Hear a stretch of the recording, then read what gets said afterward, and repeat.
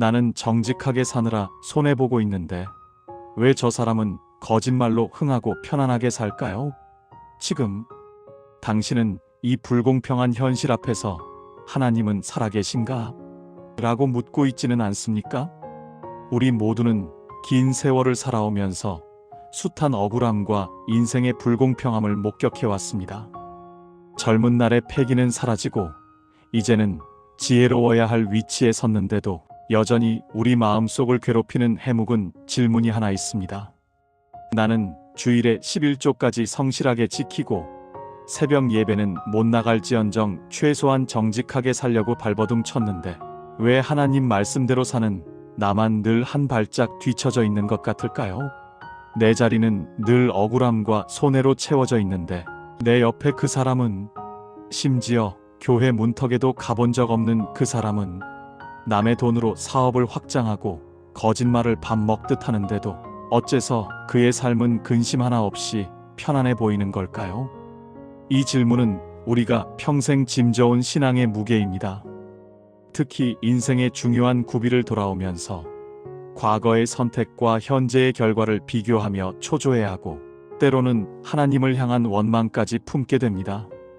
왜 하나님은 악인의 형통함을 당장 멈추지 않으시고 착하게 살고 믿음을 지킨 우리에게만 이렇게 긴 기다림의 시간을 허락하시는 걸까요? 이 질문이 해결되지 않으면 우리의 남은 인생은 불안과 초조함으로 채워질 수밖에 없습니다. 오늘 우리가 함께 펼쳐볼 시편 37편은 바로 이 삶의 종착역을 향해 가는 길목에서 흔들리는 우리 영혼을 붙들어주는 다윗 왕이 긴 세월의 끝에서 남긴 변치 않는 삶의 지침서입니다. 이 시편은 단순히 마음 편하게 가지세요라는 허망한 위로가 아닙니다. 이 시편은 우리가 살아온 모든 세월 속에서 겪었던 불의와 억울함 앞에서 그럼에도 불구하고 하나님만이 우리 인생의 확실한 해법임을 증명해 보이는 단호한 선언입니다. 마치 노련한 선장이 거친 파도를 지나온 항해 경험을 바탕으로 후배들에게 남긴 인생 항해의 원칙과 같습니다. 왜 다윗은 불평하지 말라는 강경한 권면으로 시편을 시작했을까요? 그것은 그가 이미 인생의 희로애락을 다 겪으며 인간의 눈에 보이는 번영이 얼마나 허무하고 짧은지를 통찰했기 때문입니다. 그가 깨달은 진리는 악인의 일시적인 번성 뒤에는 반드시 허무함이 따르며 의인의 고난 속에는 반드시 하나님의 영원한 축복의 씨앗이 심겨 있다는 것입니다. 여러분, 다윗은 평생 고난을 벗삼아 살았던 사람입니다. 그는 젊어서는 사울 왕에게 쫓기는 도망자였고 중년에는 왕궁을 다스리는 무거운 책임감에 시달렸으며 말년에는 가장 믿었던 자기 아들의 배신이라는 상상할 수 없는 고통을 겪었습니다. 그는 세상의 모든 영광과 모든 고통을 가장 깊은 곳에서 경험한 인물입니다. 만약 우리가 다윗의 입장이었다면 아마도 하나님, 이 억울함을 당장 갚아주십시오라고 기도했을 것입니다. 그러나 이 모든 세월의 구비를 지나온 다윗이 우리에게 남긴 고백은 놀랍습니다. 그는 악을 행하는 자들 때문에 불평하지 말며 불의를 행하는 자들을 시기하지 말지어다라고 말합니다. 이 고백은 고난을 모르는 사람의 이야기가 아닙니다.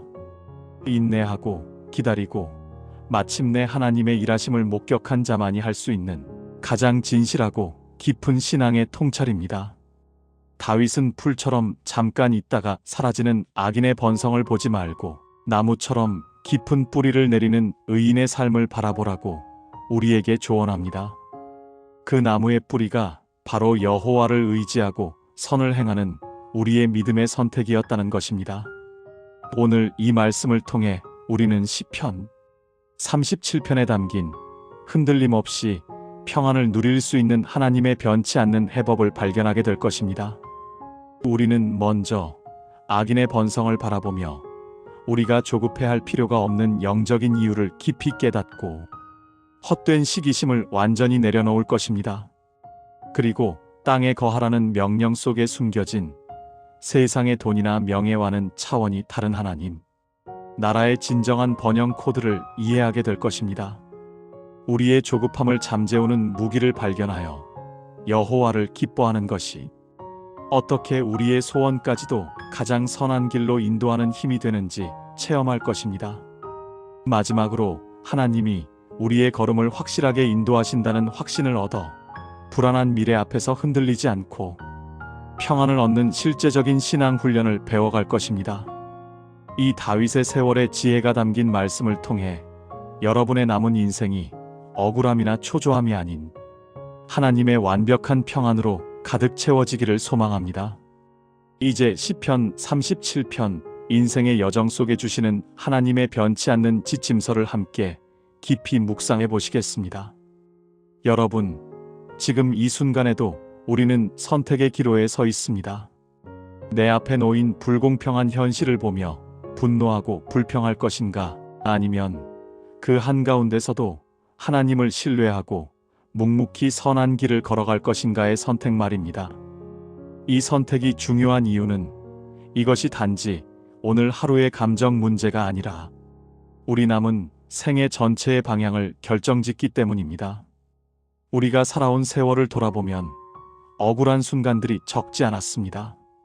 직장에서는 능력도 없는 사람이 아첨으로 승진하고 사업에서는 정직한 거래보다 뒷거래가 더 빨리 성공하는 것처럼 보였습니다. 교회 안에서도 마찬가지입니다. 헌신하며 섬기는 사람은 고단하기만 한데 그저 1년에 몇 번 얼굴 비추는 사람이 오히려 축복받은 듯 편안하게 살아갑니다. 이런 현실 앞에서 우리는 수없이 질문했습니다. 정직하게 사는 것이 정말 의미가 있을까? 하나님은 정말 보고 계실까? 바로 이 질문 앞에서 시편 37편 3절은 우리에게 명확한 답을 제시합니다. 여호와를 의뢰하고 선을 행하라 그리하면 내가 땅에 거하여 참으로 안정하리로다. 이 말씀을 처음 읽으면 너무 단순해 보입니다. 그러나 이 한 구절 속에는 우리 인생 전체를 바꿀 수 있는 깊은 진리가 숨어 있습니다. 먼저 여호와를 의뢰하라는 말씀을 깊이 살펴봅시다. 여기서 의뢰한다는 히브리어 바타흐는 단순히 믿는다는 수준을 넘어섭니다. 이것은 온몸을 맡긴다는 뜻입니다. 마치 아이가 아버지 품에 완전히 몸을 의탁하듯 우리 삶의 모든 무게를 하나님께 내려놓는 것을 의미합니다. 이것은 머리로만 하는 믿음이 아니라 실제 삶의 선택 속에서 하나님을 전적으로 신뢰하는 행동입니다. 많은 분들이 하나님을 믿는다고 말하지만 실제로는 자기 방법으로 문제를 해결하려 합니다.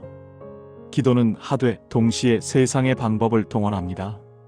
하나님을 신뢰한다 하면서도 불안한 마음에 온갖 보험과 대책을 세웁니다. 이것은 진정한 의뢰가 아닙니다.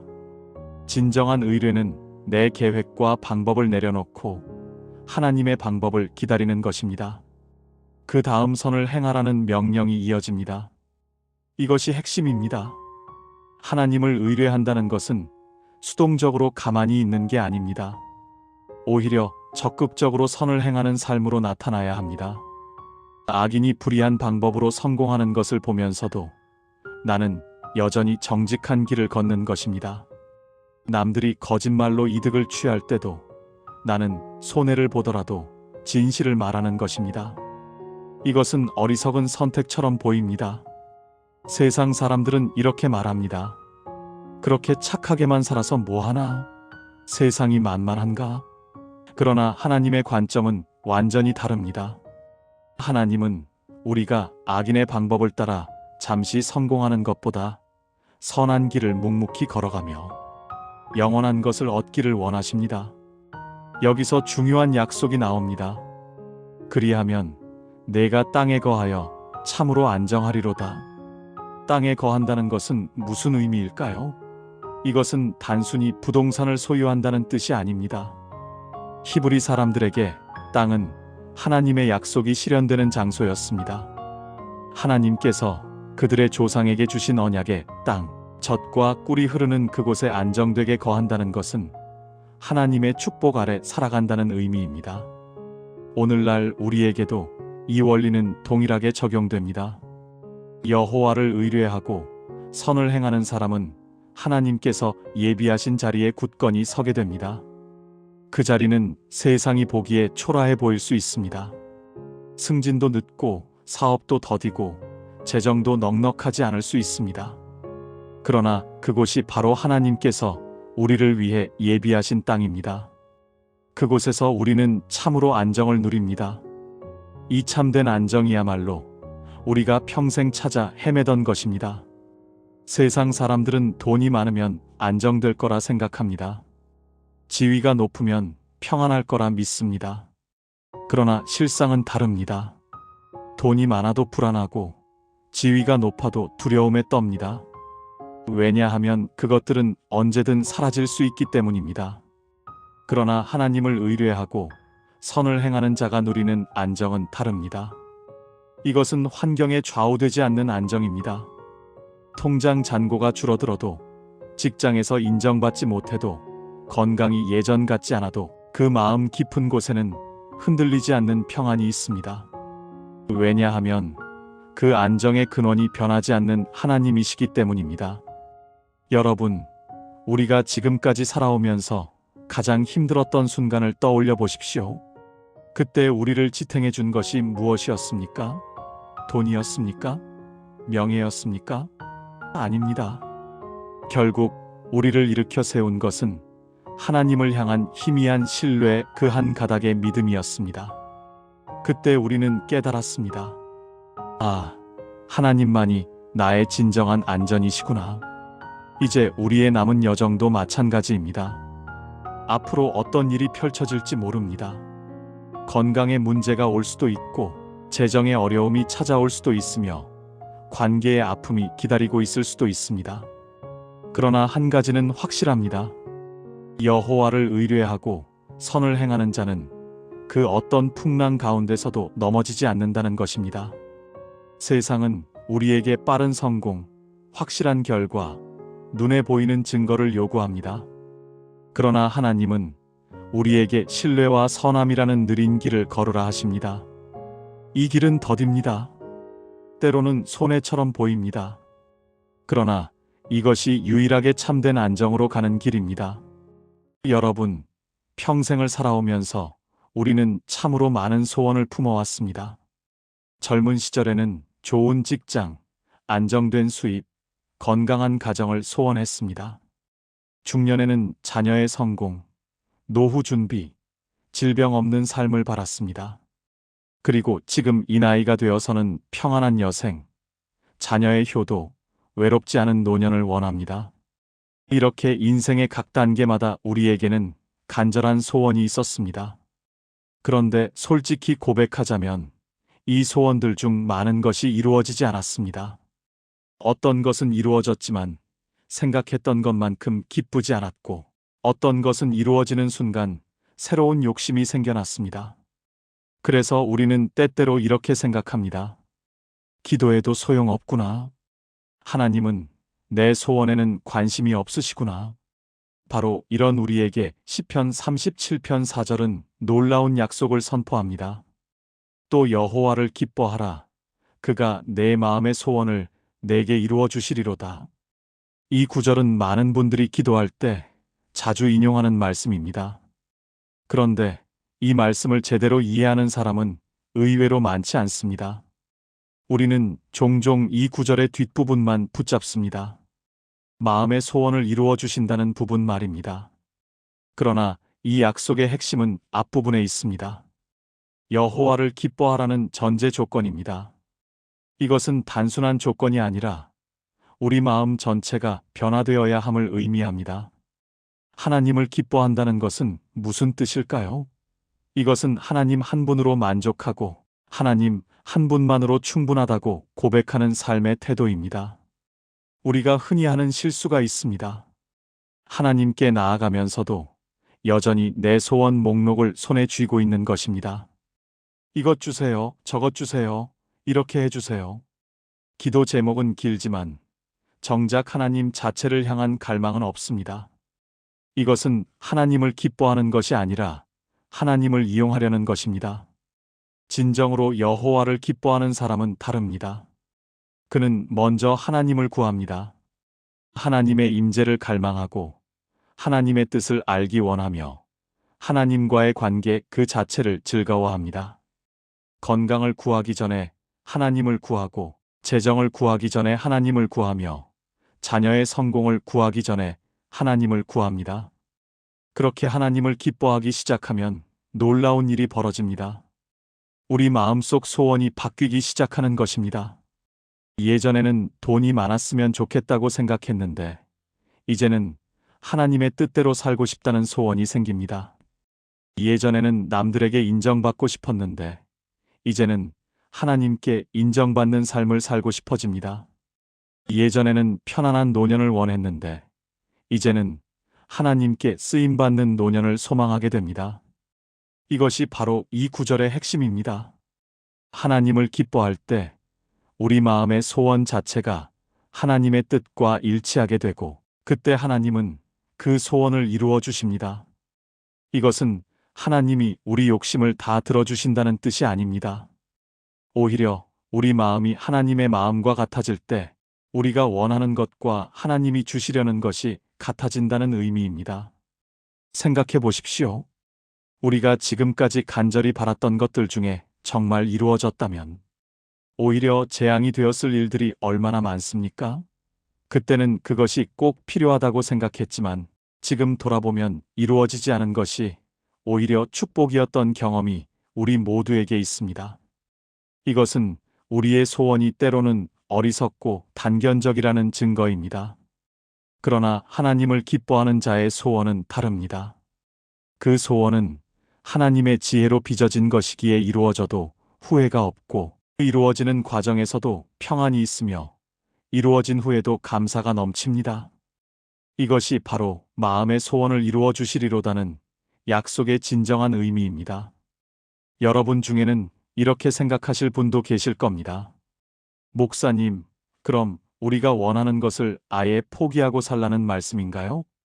건강도, 재정도, 가족의 행복도 구하지 말라는 건가요? 아닙니다. 그것들을 구하되 순서를 바로 하라는 것입니다. 하나님을 먼저 기뻐하고 그분과의 관계를 먼저 회복하고 그분의 뜻을 먼저 구하면 나머지 것들은 하나님께서 아시고 채워주신다는 것입니다. 마태복음 6장에서 예수님도 이렇게 말씀하셨습니다. 너희는 먼저 그의 나라와 그의 의를 구하라 그리하면 이 모든 것을 너희에게 더하시리라. 시편 37편 4절과 정확히 같은 원리입니다. 하나님을 먼저 기뻐하고 구할 때 우리가 필요로 하는 모든 것이 덤으로 주어집니다. 실제로 우리 주변을 보십시오. 진정으로 하나님을 기뻐하며 사는 분들은 비록 물질이 풍족하지 않아도 얼굴에 평안이 있습니다. 건강이 완벽하지 않아도 마음에 기쁨이 있습니다. 환경이 어려워도 감사가 흘러넘칩니다. 왜일까요? 그들의 진짜 소원이 이미 이루어졌기 때문입니다. 하나님과 함께하는 삶, 하나님의 임재를 누리는 삶이라는 가장 큰 소원이 날마다 이루어지고 있기 때문입니다. 반대로 하나님 없이 세상 것만 추구하는 사람들을 보십시오. 돈을 많이 벌어도 불안하고 높은 자리에 올라도 외롭고 건강에도 걱정이 가득합니다. 왜일까요? 그들이 진짜 소원이 채워지지 않았기 때문입니다. 인간은 하나님을 위해 창조된 존재입니다. 그래서 하나님 없이는 아무리 많은 것을 가져도 채워지지 않습니다. 여러분, 우리에게 남은 인생이 얼마나 될지 모릅니다. 10년일 수도 있고 20년일 수도 있으며 어쩌면 내일이 마지막일 수도 있습니다. 그 남은 시간을 어떻게 보내시겠습니까? 여전히 이루어지지 않는 소원 목록을 붙들고 불평하며 살아가시겠습니까? 아니면 이제는 하나님 한 분을 기뻐하며 그분과의 관계 속에서 참된 만족을 누리시겠습니까? 오늘 이 말씀이 우리에게 주는 초대는 명확합니다. 여호와를 기뻐하는 삶으로 전환하라는 것입니다. 하나님을 기뻐한다는 것은 억지로 웃는 것이 아닙니다. 힘든 상황을 무시하는 것도 아닙니다. 오히려 모든 상황 가운데서도 하나님이 나와 함께 하신다는 사실, 하나님이 나를 사랑하신다는 사실, 하나님이 나의 영원한 기업이시라는 사실에서 기쁨을 찾는 것입니다. 이런 기쁨은 환경이 만들어주는 것이 아닙니다. 우리가 선택하는 것입니다. 오늘 아침 눈을 뜨면서 주님, 오늘도 주님과 함께할 수 있어 감사합니다라고 고백하는 것, 그것이 여호와를 기뻐하는 삶의 시작입니다. 하루 중에 힘든 일이 생겨도 그래도 주님이 나와 함께 하시니 감사합니다라고 고백하는 것, 그것이 여호와를 기뻐하는 삶입니다. 이렇게 하나님을 기뻐하며 살아갈 때 우리는 놀라운 경험을 하게 됩니다. 이전에는 꼭 이루어져야 한다고 생각했던 것들이 이루어지지 않아도 평안합니다. 왜냐하면 그것보다 더 큰 것, 하나님 자신을 소유했기 때문입니다. 그리고 정작 필요한 것들은 우리가 애쓰지 않아도 하나님께서 때를 따라 공급해 주십니다. 시편 37편은 우리에게 인생의 우선순위를 바로 세우라고 말합니다. 여호와를 의뢰하고 여호와를 기뻐하며 여호와께 길을 맡기는 것. 이것이 인생의 첫 번째 자리에 있을 때 나머지 모든 것이 제자리를 찾아갑니다. 마치 실타래의 실마리를 찾으면 엉킨 실이 풀리듯이 하나님을 기뻐하는 것이 우리 인생의 실마리가 될 때 모든 것이 정돈됩니다. 이제 우리의 기도 제목도 바뀌어야 합니다. 하나님, 이것을 주세요. 저것을 주세요가 아니라 하나님, 제가 주님을 더 깊이 알기 원합니다. 주님을 더 사랑하기 원합니다. 주님을 기뻐하는 삶을 살기 원합니다로 바뀌어야 합니다. 이렇게 기도할 때 하나님은 우리 마음의 진정한 소원을 친히 빚으시고 그 소원을 가장 완벽한 방식으로 이루어 주십니다. 주도권을 내려놓는 용기. 여러분, 우리 인생에서 가장 어려운 것 중 하나가 무엇인지 아십니까? 바로 내려놓는 것입니다. 특히 우리가 지금까지 평생을 책임지고 결정하며 살아온 사람들이기에 더욱 그렇습니다. 가정의 가장으로서, 직장의 책임자로서, 부모로서 우리는 모든 것을 우리 손으로 해결해야 한다고 배워왔습니다. 남에게 의지하는 것은 약한 것이고 스스로 해결하는 것이 강한 것이라고 믿으며 살아왔습니다. 그런데 이제 나이가 들면서 우리는 깨닫습니다. 내 힘으로는 할 수 없는 일들이 너무 많다는 것을 말입니다. 자녀의 미래를 내가 책임질 수 없고 사업의 성패를 내가 완전히 통제할 수 없으며 내 건강조차 내 뜻대로 되지 않습니다. 통장의 숫자를 아무리 늘려도 불안은 사라지지 않고 아무리 계획을 세워도 예상치 못한 일들이 찾아옵니다. 바로 이런 우리에게 시편 37편 5절은 인생의 가장 중요한 원리를 가르쳐 줍니다. 내 길을 여호와께 맡기라. 그를 의지하면 그가 이루시고. 이 말씀은 짧지만 우리 인생 전체를 바꿀 수 있는 혁명적인 선언입니다. 맡기라는 히브리어 갈랄은 매우 역동적인 표현입니다. 이것은 무거운 짐을 어깨에서 굴러 떨어뜨리는 모습을 담고 있습니다. 마치 등에 지고 있던 무거운 돌을 땅에 내려놓듯이 우리가 짊어지고 있던 인생의 모든 짐을 하나님께 완전히 넘겨드리는 것을 의미합니다. 이것은 절반만 맡기는 것이 아닙니다. 전부를 맡기는 것입니다. 그런데 우리는 대부분 제대로 맡기지 못합니다. 입으로는 하나님께 맡깁니다라고 기도하면서도 여전히 내 방법으로 해결하려 합니다. 밤새도록 걱정하고 이 방법 저 방법을 시도하고 온갖 인간적인 수단을 동원합니다. 그러다가 정말 막다른 골목에 몰렸을 때 그제야 이제 하나님밖에 없습니다라고 기도합니다. 이것은 진정한 맡김이 아닙니다. 진정으로 길을 맡긴다는 것은 결과뿐 아니라 과정까지도 하나님께 드리는 것입니다. 많은 사람들이 이렇게 기도합니다. 하나님, 제가 이렇게 할 테니 결과만 잘 되게 해주세요. 이것은 하나님께 맡기는 것이 아니라 하나님께 내 계획을 승인해 달라고 요구하는 것입니다. 진정한 맡김은 이렇게 기도하는 것입니다. 하나님, 제 길을 주님께 드립니다. 주님의 방법으로, 주님의 때에, 주님의 뜻대로 이루어 주십시오. 이렇게 맡기는 것이 왜 중요할까요? 왜냐하면 우리의 시야는 제한적이기 때문입니다. 우리는 오늘만 보고, 이 순간만 보고, 내 입장만 봅니다.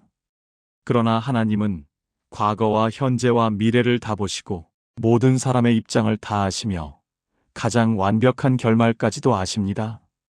우리가 보기에는 최악의 상황 같아도 하나님의 관점에서는 가장 좋은 과정일 수 있습니다. 여러분, 뒤를 돌아보십시오. 과거에 우리가 이것만은 꼭 이루어져야 합니다라고 부르짖었던 일들 중에 이루어지지 않은 것이 오히려 축복이었던 경험이 있지 않습니까? 그때는 왜 하나님이 응답하지 않으시나 원망했지만 지금 생각하면 하나님께서 더 좋은 것을 준비하고 계셨던 일 말입니다. 그것이 바로 하나님께 맡긴다는 것의 의미입니다. 특히 나이가 들수록 우리는 더욱 맡기는 법을 배워야 합니다. 젊었을 때는 내 힘으로 무엇이든 할 수 있다고 생각했습니다. 그러나 세월이 지나며 우리는 깨닫습니다. 인생의 가장 중요한 것들은 내 힘으로 되는 것이 하나도 없다는 것을 말입니다. 자녀가 잘 되는 것, 가정이 평안한 것, 건강이 유지되는 것, 이 모든 것이 결국 하나님의 은혜라는 것을 뼈저리게 느낍니다. 그래서 나이든 신앙인의 기도는 젊은 시절과 달라집니다. 하나님, 제가 하겠습니다 해서 하나님, 주님이 하시옵소서로 바뀝니다. 제 뜻대로에서 주님 뜻대로로 바뀝니다. 이것이 성숙한 신앙입니다. 이것이 진정으로 길을 맡기는 삶입니다. 말씀은 이어서 약속합니다. 그를 의지하면 그가 이루시고, 우리가 진정으로 하나님을 의지하고 맡길 때 하나님께서 친히 이루신다는 약속입니다. 여기서 이루시고는 단순히 성취한다는 의미를 넘어섭니다. 히브리어로는 아사인데 이것은 적극적으로 행동하시고 일하시고 만드신다는 뜻입니다. 하나님께서 친히 우리 인생에 개입하셔서 일하신다는 말입니다.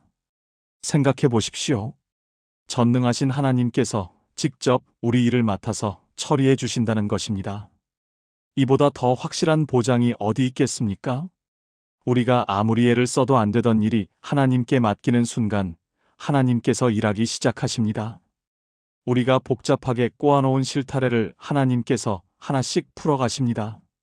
그런데 여기에는 한 가지 조건이 있습니다. 그를 의지하면이라는 부분입니다. 의지한다는 것은 단순히 믿는다는 것 이상입니다. 이것은 완전히 기댄다는 뜻입니다. 마치 지친 아이가 아버지 품에 완전히 몸을 맡기듯이 우리의 전 존재를 하나님께 의탁하는 것입니다. 이것은 쉬운 일이 아닙니다. 특히 우리처럼 평생 책임지고 살아온 사람들에게는 더욱 그렇습니다. 통제하려는 욕구를 내려놓고 내 방법을 포기하고 온전히 하나님만 바라보는 것은 큰 용기가 필요합니다. 그러나 이것이 유일한 평안의 길입니다. 여러분, 지금 여러분을 짓누르고 있는 짐이 무엇입니까? 자녀 문제입니까? 재정 문제입니까? 건강 문제입니까? 관계의 문제입니까? 그 무거운 짐을 더 이상 혼자 지고 가지 마십시오. 오늘 이 시간 그 짐을 하나님께 굴러 떨어뜨리십시오. 완전히 맡기십시오. 맡긴다는 것은 포기하는 것이 아닙니다. 오히려 더 적극적인 선택입니다. 내 제한된 능력 대신 하나님의 무한한 능력을 선택하는 것입니다. 내 불완전한 지혜 대신 하나님의 완전한 지혜를 선택하는 것입니다. 내 흔들리는 손 대신 하나님의 확실한 손을 붙잡는 것입니다. 그리고 기다리십시오. 조급하게 내 방법을 시도하지 마십시오. 하나님께서 일하시는 것을 지켜보십시오. 때가 되면 반드시 하나님께서 길을 여실 것입니다. 우리가 상상하지 못했던 방법으로, 우리가 생각하지 못했던 때에, 우리가 꿈꾸지 못했던 결과로 하나님은 응답하십니다. 그것이 바로 그가 이루시고라는 약속의 실체입니다. 여러분, 우리 세대가 가장 힘들어하는 것이 무엇인지 아십니까? 바로 기다리는 것입니다. 우리는 평생을 빠르게 살아왔습니다. 빨리 일하고, 빨리 결정하고, 빨리 결과를 내야 했습니다. 느린 것은 뒤처지는 것이었고, 빠른 것이 곧 능력이었습니다. 그렇게 수십 년을 달려왔습니다. 그런데 이제 하나님은 우리에게 정반대의 명령을 하십니다. 잠잠하고 기다리라고 말씀하십니다. 시편 37편 7절은 이렇게 시작합니다. 여호와 앞에 잠잠하고 참고 기다리라. 자기 길이 형통하며 악한 꾀를 이루는 자 때문에 불평하지 말지어다. 이 말씀은 우리의 본능과 정면으로 충돌합니다. 악인이 형통하는 것을 보면 당장 뭔가 해야 할 것 같은데 말씀은 잠잠하라고 합니다. 불의가 승리하는 것 같은데 참으라고 합니다. 이해되지 않는 상황인데 기다리라고 합니다. 잠잠하라는 히브리어 돔은 단순히 조용히 있으라는 뜻이 아닙니다. 이것은 내면의 모든 소란을 멈추고 하나님 앞에 고요히 서는 것을 의미합니다. 마음속에서 끓어오르는 분노, 불안, 조급함, 원망, 이 모든 감정의 소음을 잠재우고 오직 하나님의 음성에만 귀를 기울이는 상태입니다. 이것이 얼마나 어려운 일인지 우리는 잘 압니다. 특히 불의한 상황을 목격할 때는 더욱 그렇습니다. 거짓말쟁이가 떵떵거리며 사는 것을 보고, 부정직한 사람이 부자가 되는 것을 보고, 교활한 자가 성공하는 것을 보면 우리 안에서는 정의감이 끓어오릅니다. 당장 따지고 싶고, 폭로하고 싶고, 심판하고 싶습니다. 그러나 하나님은 말씀하십니다. 잠잠하라고. 그것은 하나님이 보고 계시지 않아서가 아닙니다. 오히려 하나님께서 모든 것을 다 보고 계시고 가장 완벽한 때에 가장 정확한 방법으로 심판하실 것이기 때문에 잠잠하라는 것입니다. 우리의 서툰 정의 구현보다 하나님의 완전한 심판이 훨씬 더 확실하고 공정합니다. 말씀은 이어서 참고 기다리라고 합니다. 여기서 기다림은 수동적인 방치가 아닙니다. 히브리어로 카와인데 이것은 긴장된 기대 속에서 견디며 소망하는 것을 의미합니다. 마치 새벽을 기다리는 파수꾼처럼 반드시 올 하나님의 응답을 확신하며 견디는 것입니다. 우리가 살아온 세월을 돌아보면 참고 기다렸던 시간이 결코 헛되지 않았음을 알 수 있습니다. 당장은 답답하고 억울했지만 시간이 지나고 보니 그때 조급하게 행동하지 않은 것이 오히려 축복이었던 경험들이 있습니다. 만약 그때 참지 못하고 내 방법대로 했다면 더 큰 화를 불렀을 일들 말입니다. 여러분 중에는 지금도 기다리고 계신 분들이 많을 것입니다. 자녀가 제 길을 찾기를 기다리고, 막혔던 일이 풀리기를 기다리고, 오해가 해소되기를 기다리고, 건강이 회복되기를 기다립니다. 그 기다림이 너무 길어서 지치고 때로는 하나님이 잊으신 것 같아 낙심할 때도 있습니다. 그러나 말씀은 분명히 말합니다. 자기 길이 형통하며 악한 꾀를 이루는 자 때문에 불평하지 말지어다. 악인의 형통함은 잠시입니다. 그들의 계획이 이루어지는 것처럼 보여도 그것은 일시적입니다. 시편 37편 전체를 보면 악인은 풀같이 시들고 연기같이 사라지고 흔적도 없이 사라질 것이라고 반복해서 말합니다. 반면 하나님을 기다리는 자는 어떻습니까? 그들은 땅을 차지하고 풍성한 화평을 누리며 영원히 보호를 받습니다. 이것은 단순한 위로가 아니라 역사가 증명하는 진리입니다. 역사 속에서 불의한 방법으로 일어선 권력자들은 모두 사라졌지만 하나님을 경외하며 정직하게 살았던 사람들의 이름은 오늘까지 기억됩니다. 잠잠히 기다린다는 것은 아무것도 안 하고 가만히 있는 것이 아닙니다. 오히려 가장 적극적인 영적 훈련입니다. 내 감정을 다스리고 내 생각을 통제하고 내 행동을 절제하는 것입니다. 분노하고 싶을 때 침묵을 선택하고, 따지고 싶을 때 인내를 선택하고, 복수하고 싶을 때 용서를 선택하는 것입니다. 이런 잠잠함은 하루아침에 얻어지지 않습니다. 이것은 평생에 걸쳐 연마해야 하는 영성입니다. 젊었을 때는 혈기가 왕성해서 참지 못했습니다. 불의를 보면 당장 맞서 싸웠고, 억울한 일을 당하면 즉시 항변했습니다. 그러나 나이가 들고 신앙이 성숙해지면서 우리는 배웁니다. 모든 싸움을 내가 할 필요가 없다는 것을, 하나님께서 대신 싸워주신다는 것을 말입니다. 출애굽기 14장 14절에 이런 말씀이 있습니다. 여호와께서 너희를 위하여 싸우시리니 너희는 가만히 있을지니라. 이스라엘 백성이 홍해 앞에서 절체절명의 위기에 처했을 때 하나님께서 하신 말씀입니다. 뒤에는 애굽 군대가 쫓아오고 앞에는 바다가 가로막혀 있는 상황에서 하나님은 가만히 있으라고 하셨습니다. 그리고 하나님께서 친히 바다를 가르시고 길을 내셨습니다. 이것이 바로 잠잠히 기다리는 자가 경험하는 하나님의 일하심입니다. 우리가 할 수 있는 모든 방법이 막힌 것처럼 보일 때, 우리가 손쓸 도리가 없어 보일 때, 바로 그때가 하나님께서 일하시는 때입니다. 우리의 방법이 끝나는 곳에서 하나님의 방법이 시작됩니다. 여러분, 지금 답답한 상황에 있습니까? 오랫동안 기도했는데 응답이 없어 보입니까? 아기는 계속 형통한데 나만 고난 중에 있습니까? 그렇다면 이것을 기억하십시오. 하나님의 침묵은 하나님의 부재가 아닙니다. 오히려 하나님께서 가장 완벽한 답을 준비하고 계시는 시간입니다. 잠잠히 기다리는 것은 체념이 아닙니다. 이것은 하나님의 정의를 신뢰하는 것이고 하나님의 때를 존중하는 것이며 하나님의 방법을 의지하는 것입니다. 그리고 이렇게 기다리는 자를 하나님은 결코 부끄럽게 하지 않으십니다. 시간이 지나면 우리는 깨닫게 될 것입니다. 그 기다림의 시간이 헛되지 않았다는 것을, 그 침묵의 순간에 하나님께서 가장 큰 일을 준비하고 계셨다는 것을, 그리고 우리가 조급하게 행동하지 않고 참고 기다린 것이 가장 지혜로운 선택이었다는 것을 말입니다. 그러므로 오늘도 잠잠히 하나님을 기다리십시오. 악인의 형통함에 마음을 빼앗기지 마십시오. 불의한 상황에 분노하여 내 방법을 동원하지 마십시오.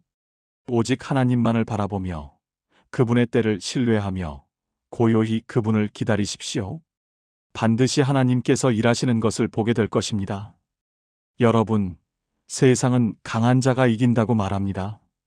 목소리 큰 사람이 회의를 주도하고 기센 사람이 협상에서 유리하며 공격적인 사람이 사업에서 성공한다고 가르칩니다. 그래서 우리는 평생 강해지려고 애써왔습니다. 약한 모습을 보이면 안 된다고 생각했고 뒤처지지 않으려고 이를 악물었습니다. 때로는 내 본성과 달라도 강한 척해야 했고 마음은 지쳐도 강인한 모습을 유지해야 했습니다. 그런데 시편 37편 11절은 전혀 다른 이야기를 합니다. 오직 온유한 자는 땅을 차지하며 풍부한 화평으로 즐거움을 얻으리로다. 온유한 자가 땅을 차지한다니 이것은 세상의 논리와 정반대입니다. 세상에서는 온유한 사람이 손해를 보고 강한 사람이 땅을 차지하는 것처럼 보이는데 성경은 왜 이렇게 말씀하실까요? 여기서 우리는 온유라는 단어를 제대로 이해해야 합니다. 많은 사람들이 온유를 약함으로 오해합니다. 힘없고 주눅들고 무기력한 상태로 생각합니다. 그러나 성경에서 말하는 온유는 전혀 다릅니다. 히브리어로 아나브인데 이것은 힘이 없는 것이 아니라 힘을 절제하는 것을 의미합니다. 생각해 보십시오. 성경에서 가장 온유한 사람으로 기록된 모세는 어떤 사람이었습니까? 그는 애굽의 왕자로 자라 최고의 교육을 받았고 이스라엘 백성 200만 명을 이끌었으며 바로 왕과 맞서 싸운 강력한 지도자였습니다. 그런 모세를 하나님은 온유함이 지면의 모든 사람보다 더하더라고 평가하셨습니다. 이것은 모세가 약해서가 아니라 그가 가진 강한 힘을 하나님 앞에서 통제했기 때문입니다. 온유는 능력이 없는 것이 아닙니다.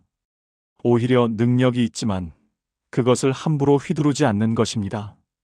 화낼 수 있지만 참는 것이고 따질 수 있지만 침묵하는 것이며 복수할 수 있지만 용서하는 것입니다. 이것은 세상이 말하는 약함이 아니라 가장 높은 수준의 자제력이며 성숙함입니다. 우리가 살아온 세월을 돌아보면 진짜 강한 사람이 누구였는지 알 수 있습니다. 소리 지르고 화내던 사람들은 대부분 사라졌습니다. 그러나 조용히 자기 자리를 지키며 묵묵히 일하던 사람들, 부당한 대우를 받아도 참고 견디던 사람들, 그들이 결국 존경받는 위치에 서 있습니다. 이것이 바로 온유한 자가 땅을 차지한다는 말씀의 실제입니다. 예수님도 마태복음 5장에서 이렇게 말씀하셨습니다. 온유한 자는 복이 있나니 그들이 땅을 기업으로 받을 것이며, 이것은 시편 37편의 약속을 그대로 확증하신 말씀입니다. 그리고 예수님 자신이 나는 마음이 온유하고 겸손하니라고 하시며 온유의 모델이 되셨습니다. 그런데 예수님은 결코 약한 분이 아니셨습니다. 성전에서 장사하는 자들을 내쫓으실 때는 강력하셨고, 바리새인들의 위선을 꾸짖으실 때는 단호하셨으며, 십자가를 지실 때는 어떤 고통도 참아내는 강인함을 보이셨습니다. 그러나 동시에 어린아이를 품으시고 죄인을 용서하시고 원수를 위해 기도하시는 온유함을 가지셨습니다. 이것이 진정한 온유입니다. 세상은 온유한 사람을 우습게 봅니다. 저 사람은 만만하다고 생각합니다. 그래서 무시하고 함부로 대합니다. 온유한 사람은 그런 대우를 받으면서도 맞서 싸우지 않습니다. 변명하지도 않고 억울함을 호소하지도 않습니다. 그저 자기 자리에서 묵묵히 할 일을 할 뿐입니다. 그런데 놀라운 것은 시간이 지나면 결과가 완전히 뒤집힌다는 것입니다. 강한 척하던 사람들은 결국 그 교만으로 넘어지고, 온유한 사람은 하나님께서 세워주십니다. 세상 사람들이 차지하려고 아웅다웅 싸우던 그 자리를 온유한 사람은 싸우지 않고도 얻게 됩니다. 왜냐하면 하나님께서 그 자리에 그를 앉히시기 때문입니다. 말씀은 이어서 풍부한 화평으로 즐거움을 얻으리로다고 약속합니다. 땅을 차지하는 것도 중요하지만 더 중요한 것은 그 과정에서 얻는 화평입니다. 세상 방법으로 무언가를 쟁취한 사람들은 얻고 나서도 불안합니다. 그 자리를 유지하기 위해 계속 긴장하고 누군가 빼앗아 갈까 두려워하며 더 높은 자리를 향한 욕심에 시달립니다. 그러나 온유한 자가 하나님께로부터 받은 것은 다릅니다. 그것은 싸워서 얻은 것이 아니기에 빼앗길 염려가 없고, 인간의 계략으로 얻은 것이 아니기에 양심의 가책이 없으며, 하나님께서 주신 것이기에 영원히 견고합니다. 그래서 온유한 자는 풍부한 화평을 누립니다. 여러분, 지금까지 우리는 강해지려고 얼마나 많은 에너지를 소비했습니까? 약한 모습을 보이지 않으려고 얼마나 애썼습니까? 그러나 이제 인생의 후반부로 접어들면서 우리는 깨닫습니다. 진짜 힘은 강함을 과시하는 데 있지 않고 오히려 온유함을 유지하는 데 있다는 것을 말입니다. 온유한 사람은 쉽게 화내지 않습니다.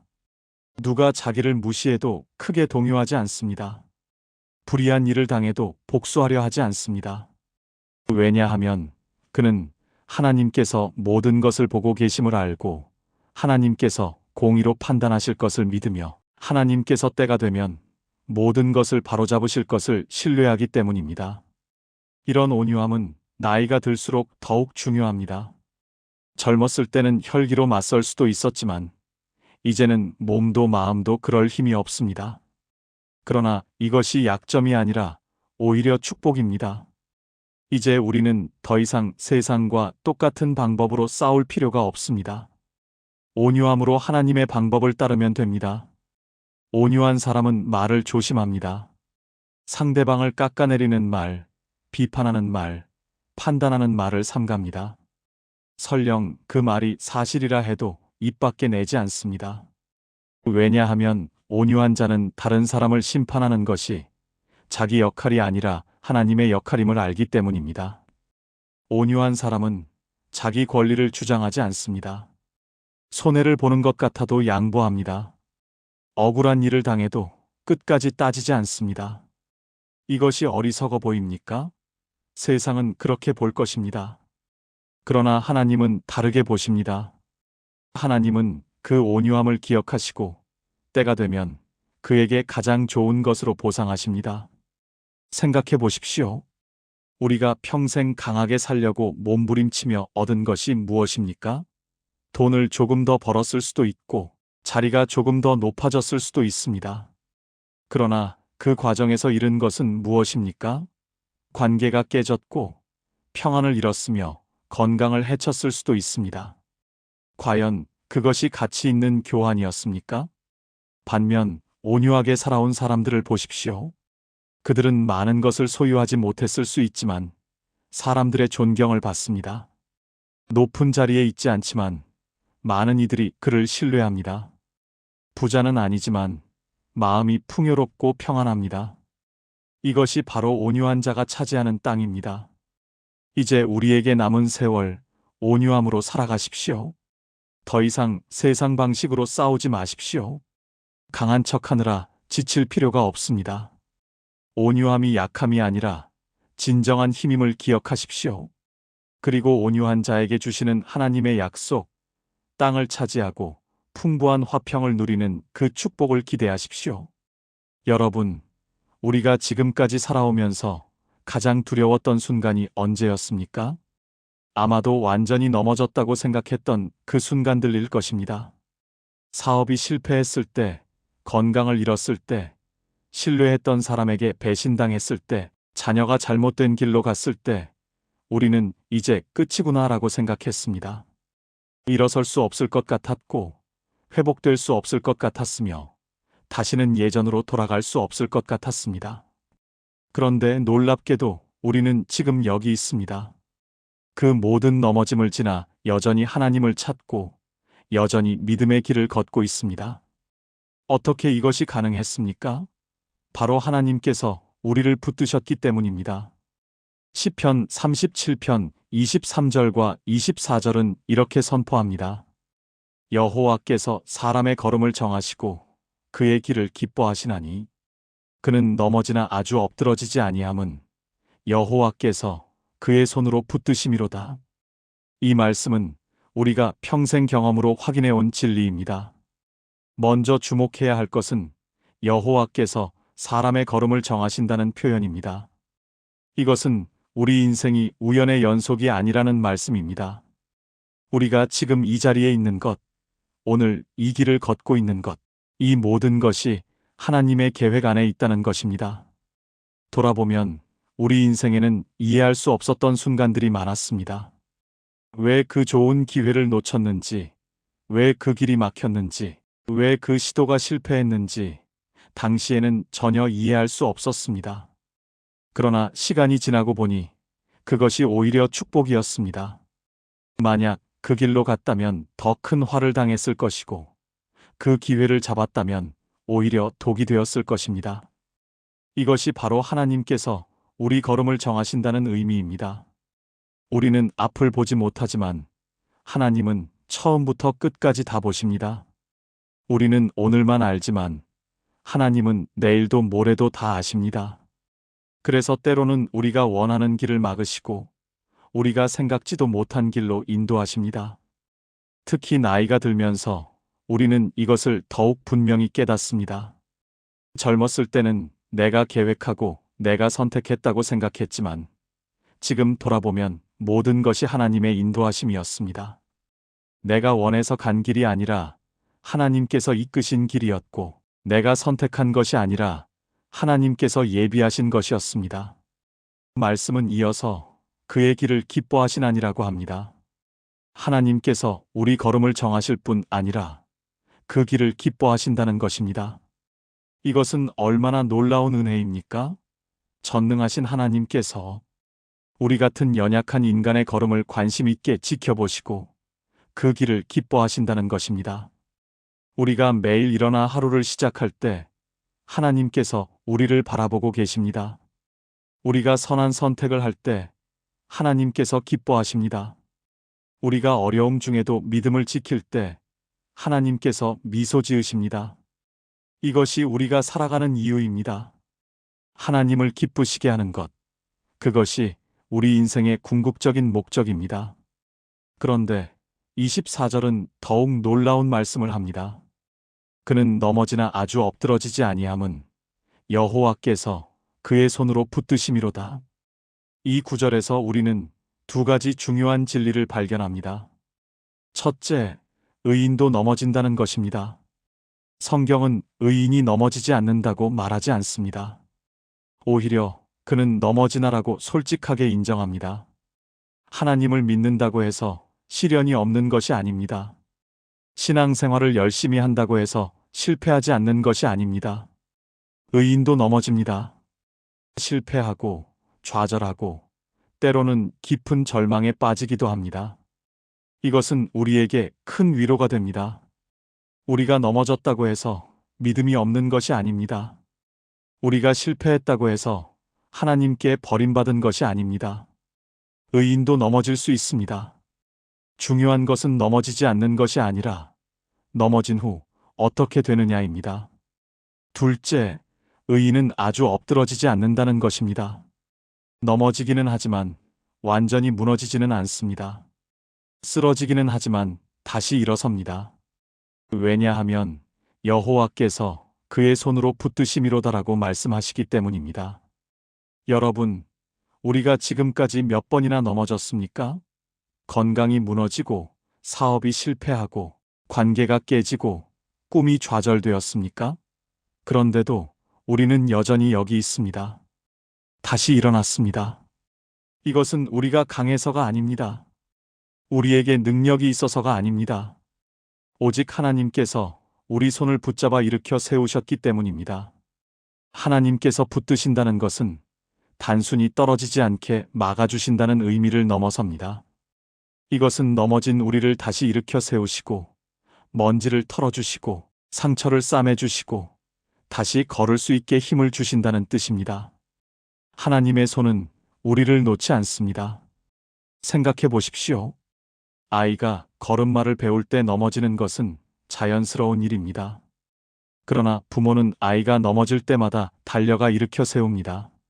상처가 나지 않았는지 확인하고 먼지를 털어주고 다시 걸어보라고 격려합니다.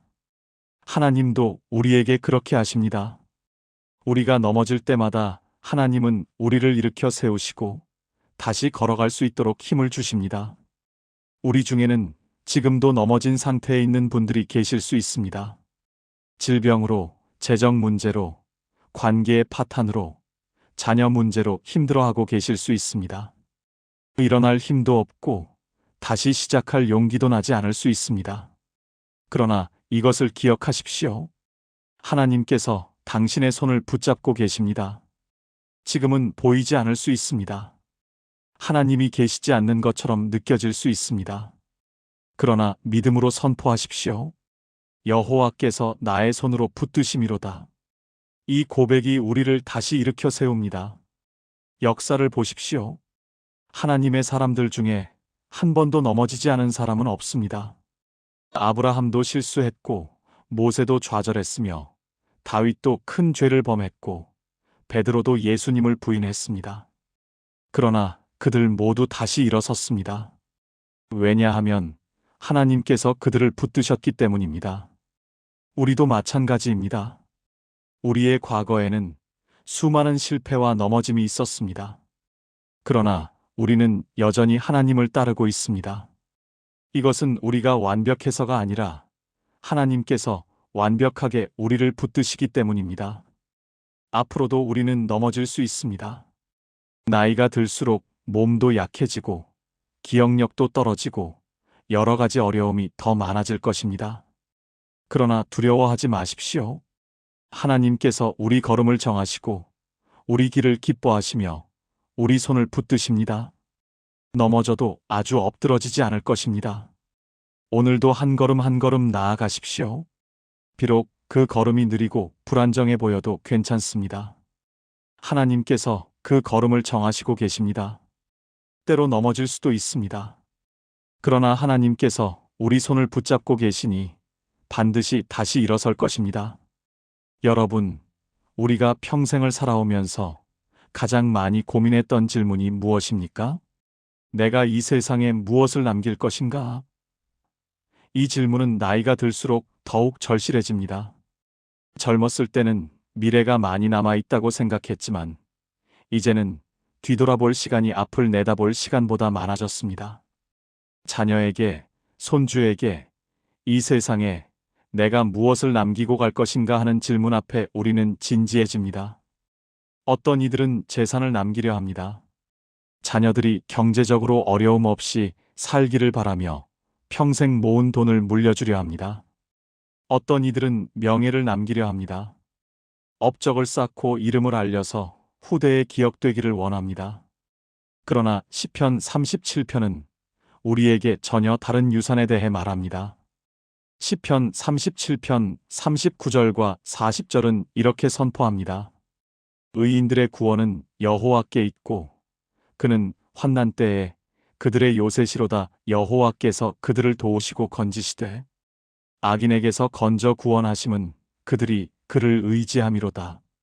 이 말씀은 우리가 남길 수 있는 가장 위대한 유산이 무엇인지 보여줍니다. 먼저 의인들의 구원은 여호와께 있다는 고백을 깊이 새겨야 합니다. 이것은 우리의 모든 것이 하나님으로부터 왔고 하나님께로 돌아간다는 것을 의미합니다. 우리가 지금까지 살아온 것, 위기를 넘긴 것, 다시 일어선 것, 이 모든 것이 우리 능력이 아니라 하나님의 구원이었습니다. 돌아보십시오. 우리가 어떻게 여기까지 왔습니까? 수많은 위기가 있었습니다. 질병으로, 재정 문제로, 관계의 어려움으로, 자녀 문제로 무너질 것 같았던 순간들이 있었습니다. 그때마다 우리는 기도했고 하나님은 응답하셨습니다. 사람의 방법으로는 불가능해 보였지만 하나님께서 길을 열어주셨습니다. 이것이 바로 우리가 자녀들에게 남겨야 할 유산입니다. 재산이 아니라 신앙입니다. 명예가 아니라 하나님을 의지하는 법입니다. 우리가 평생 하나님을 신뢰하며 살아온 그 모습, 어려움 중에도 기도하며 견딘 그 모습, 넘어져도 다시 일어선 그 모습이 자녀들에게는 어떤 재산보다 귀한 유산이 됩니다. 말씀은 그는 환난 때에 그들의 요새시로다라고 이어집니다. 하나님은 평안할 때만 함께 하시는 분이 아닙니다. 오히려 환난 때에 더욱 확실한 피난처가 되십니다. 우리가 지금까지 살아오면서 경험하지 않았습니까? 가장 힘들었던 그 순간에 하나님이 가장 가까이 계셨다는 것을 말입니다. 건강했을 때는 하나님이 멀게 느껴졌지만 병상에 누웠을 때 하나님의 임재가 생생했습니다. 돈이 있을 때는 하나님의 도우심이 절실하지 않았지만 통장이 바닥났을 때 하나님의 공급하심을 경험했습니다. 관계가 평탄할 때는 하나님의 위로가 필요 없었지만 외로움 가운데 있을 때 하나님의 사랑이 가장 따뜻했습니다. 이것이 하나님이 우리의 요새라는 의미입니다. 세상의 요새는 적이 오지 않을 때는 필요 없지만 하나님이라는 요새는 환난 때 비로소 그 진가를 드러냅니다. 우리가 자녀들에게 남겨줄 것은 세상의 안전장치가 아니라 이 하나님이라는 요새를 아는 것입니다. 시편 37편 25절에서 다윗은 놀라운 고백을 합니다. 내가 어려서부터 늙기까지 의인이 버림을 당하거나 그의 자손이 걸식함을 보지 못하였도다. 이것은 다윗이 자신의 긴 인생을 돌아보며 내린 결론입니다. 하나님을 의지하며 살아온 사람, 그 자손을 하나님은 결코 버리지 않으신다는 것입니다. 여러분, 우리도 같은 고백을 할 수 있지 않습니까? 우리가 지금까지 하나님을 의지하며 살아오는 동안 하나님께서 우리를 버리신 적이 있었습니까? 때로 응답이 더뎠고 때로 이해할 수 없는 일들이 있었지만 결국 하나님은 우리를 지켜주셨습니다. 우리 자녀들도 하나님께서 돌보고 계십니다. 이것이 우리가 남길 가장 큰 유산입니다. 자녀들에게 큰 재산을 물려주지 못할 수도 있습니다. 높은 지위나 명예를 남겨주지 못할 수도 있습니다. 그러나 하나님을 신뢰하는 삶, 기도하는 삶, 믿음으로 사는 삶을 보여준다면 그것이 자녀들에게는 영원히 남을 유산이 됩니다. 자녀들은 부모가 무엇을 말하는가 보다 어떻게 사는가를 더 주목합니다. 우리가 아무리 입으로 하나님을 믿으라고 말해도 우리 삶이 염려와 불안으로 가득하다면 자녀들은 믿지 않습니다. 그러나 우리가 어려움 중에도 하나님을 찬양하고 부족함 속에서도 감사하며 불확실한 미래 앞에서도 평안을 누린다면 자녀들은 그 모습을 평생 기억할 것입니다. 시편 37편 전체를 관통하는 메시지는 무엇입니까? 악인의 번영은 잠시이고 의인의 고난도 잠시라는 것입니다. 결국 하나님의 정의가 이루어지고 하나님을 신뢰한 자들이 영원한 복을 누린다는 것입니다. 이것은 단지 죽은 후에 천국만을 말하는 것이 아닙니다. 이 땅에서도 우리 자손들을 통해서도 이어지는 축복입니다.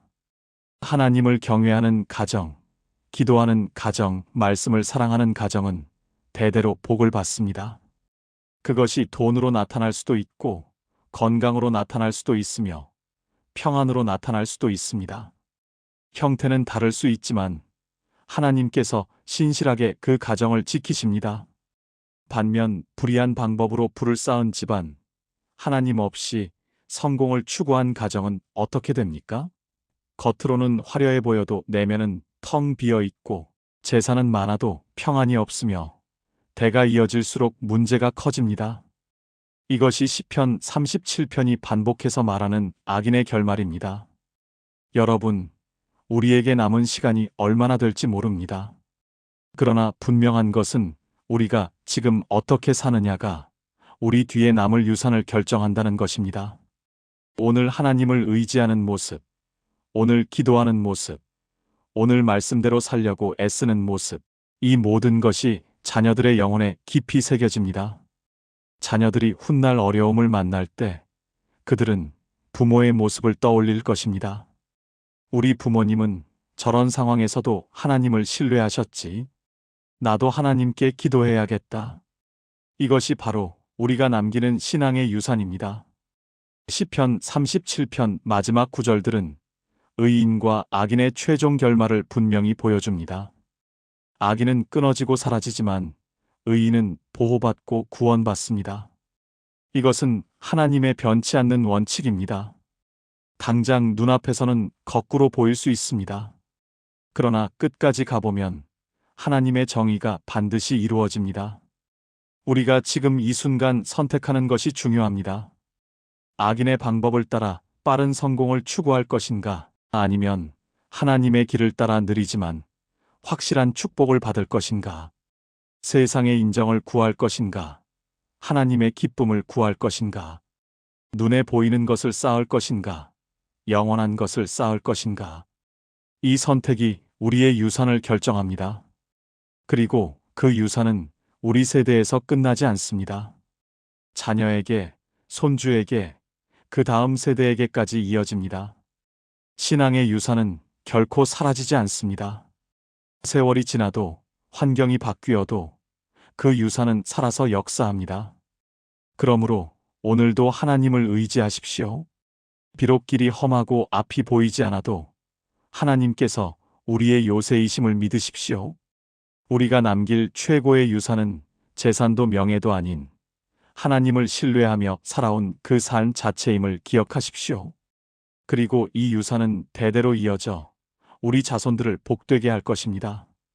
여러분, 우리는 지금까지 시편 37편을 함께 묵상하며 긴 여정을 걸어왔습니다. 이 시편이 우리에게 말해준 것은 무엇이었습니까? 그것은 단순한 종교적 교훈이 아니었습니다. 이것은 다윗이 평생을 살며 몸으로 체득한 인생의 지혜였고, 하나님께서 우리 같은 연약한 인간들에게 주시는 살아가는 방법이었습니다.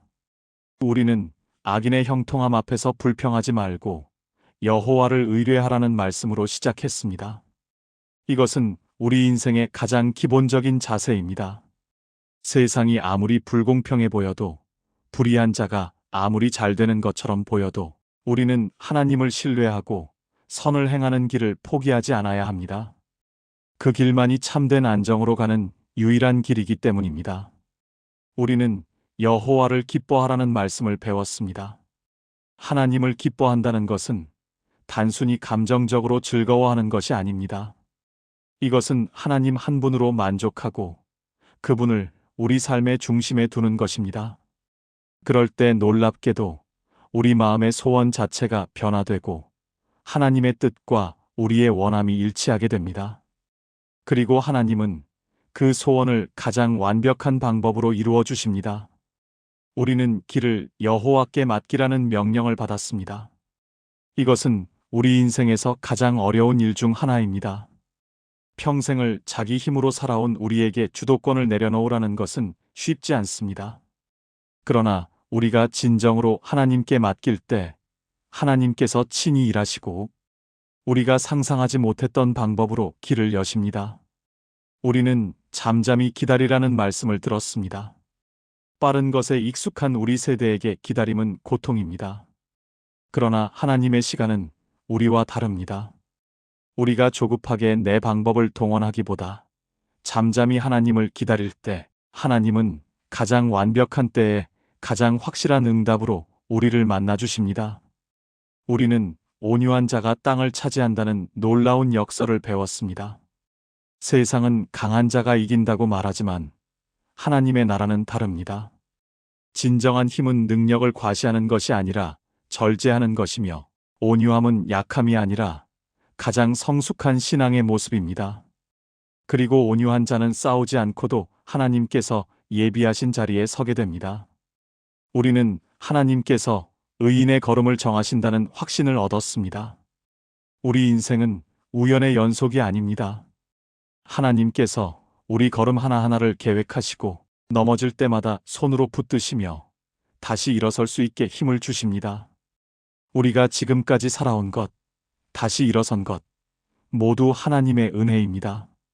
마지막으로 우리는 의인의 구원은 여호와께 있다는 진리를 확인했습니다. 우리가 자녀에게 남겨야 할 유산은 재산이나 명예가 아니라 하나님을 신뢰하는 삶입니다. 우리가 환난 중에도 하나님을 요새로 삼고 어려움 속에서도 기도하며 불확실한 미래 앞에서도 평안을 누리는 모습, 그것이 대대로 이어질 영원한 유산입니다. 여러분, 시편 37편의 이 모든 말씀을 한마디로 요약하면 무엇일까요? 하나님을 신뢰하라는 것입니다. 환경을 신뢰하지 말고, 사람을 신뢰하지 말고, 내 능력을 신뢰하지 말고, 오직 하나님만을 신뢰하라는 것입니다. 그리고 그 신뢰는 추상적인 관념이 아니라 구체적인 삶으로 나타나야 합니다.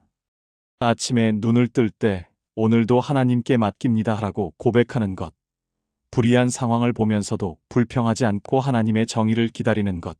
손해를 보는 것 같아도 선을 행하는 것. 악인의 형통함에 흔들리지 않고 온유함을 지키는 것. 이 모든 것이 하나님을 신뢰하는 구체적인 모습입니다. 그리고 이렇게 살아갈 때 우리는 경험하게 됩니다. 말씀이 진리라는 것을, 하나님이 살아계신다는 것을, 하나님의 길이 가장 확실한 길이라는 것을 말입니다. 처음에는 믿음으로 시작하지만 시간이 지나면 경험으로 확증됩니다. 그리고 그 경험이 우리를 더욱 깊은 신뢰로 이끕니다. 시편 37편을 매일 반복하며 살아가십시오. 아침에 한 구절씩 묵상하고 그 말씀을 마음에 새기며 하루를 살아가십시오. 그러면 이 말씀이 점점 우리 삶에 스며들어 우리를 변화시킬 것입니다. 조급했던 마음이 평안해지고 불안했던 마음이 안정되며 흔들렸던 마음이 견고해질 것입니다.